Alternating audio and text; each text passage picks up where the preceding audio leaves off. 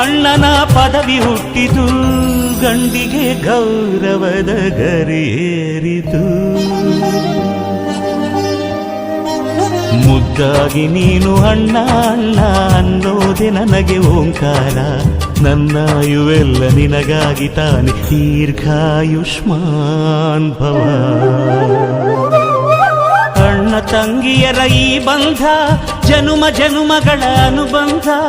ಅಣ್ಣ ತಂಗಿಯರ ಈ ಬಂಧ ಜನುಮ ಜನುಮಗಳ ಅನುಬಂಧ.